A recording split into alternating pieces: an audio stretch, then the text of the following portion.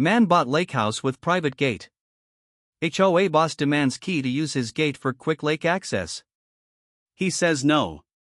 HOA starts harassing him with fake fines and damages his property. He installs cameras, catches them, calls police. His revenge leads to the HOA boss losing everything. Before watching full story, comment below from where you watching. Also like and subscribe for more stories. Jack Miller loved his small lakeside house. He saved for 10 years to buy this perfect piece of land. It sat at the end of a private road, and his backyard had a beautiful gate that opened directly to Lake Blue. The lake was public, but Jack's land was private. He built a nice wooden gate with a lock to keep his property safe. 3 houses down from Jack lives Mrs. Parker, the head of the local homeowners association, HOA. She had moved into the neighborhood just last year but quickly took control of the HOA. Most neighbors disliked her, but nobody wanted to challenge her. One sunny Saturday morning in May, Jack was drinking coffee on his porch when Mrs. Parker marched up his driveway with 2 other HOA board members. "Good morning, Jack," Mrs. Parker said with a fake smile. "We need to discuss something important." Jack nodded politely. "What can I help you with?" "The HOA board has decided that all lakeside homeowners must provide a copy of their gate keys to the association," she announced. "It will allow better access to the lake for all residents." Jack almost choked on his coffee. "I'm sorry, but that's not happening." Mrs. Parker's smile disappeared. "This isn't a request. It's a new HOA rule. Everyone must comply." "My property is private," Jack explained calmly. "The gate is on my land, not HOA property. If people want to access the lake, they can use the public entrance half a mile down the road." "That's too far," one of the board members complained.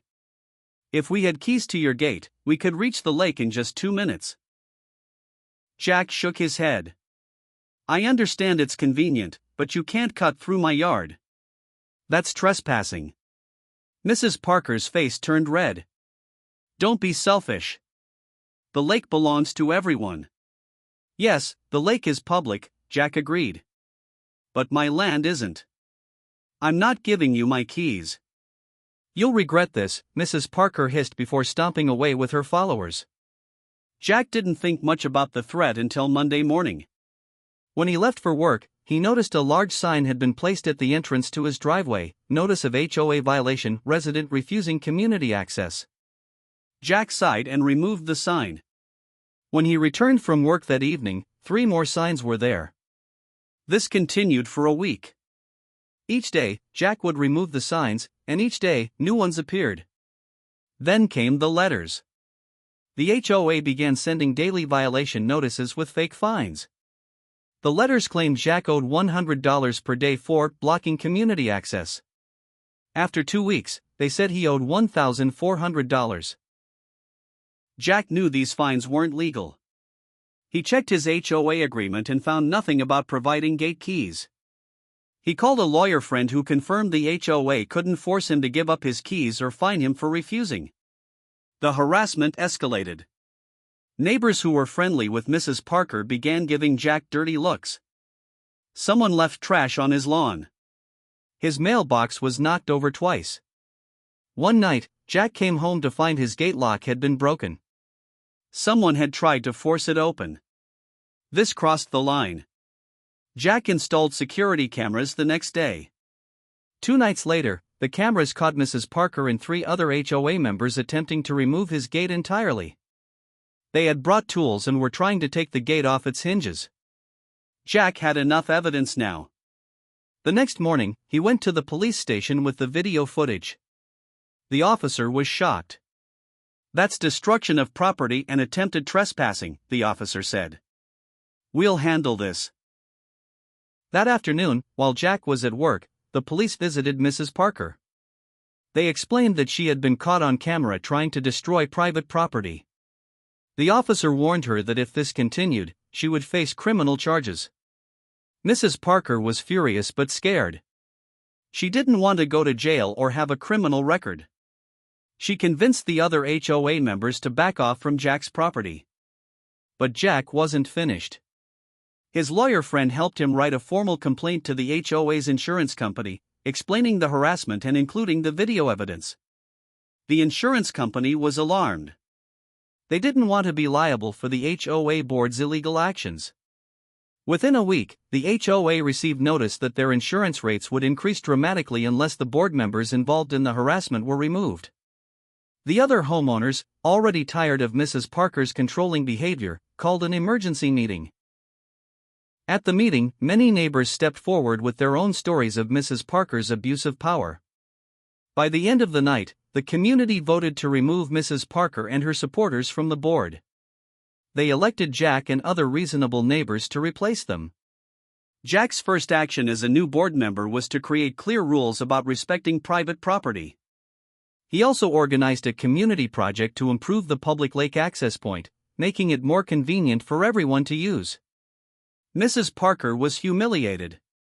She tried to fight back by spreading rumors about Jack, but nobody believed her anymore. The security camera footage had revealed her true character to everyone. 2 months later, a for sale sign appeared in front of Mrs. Parker's house.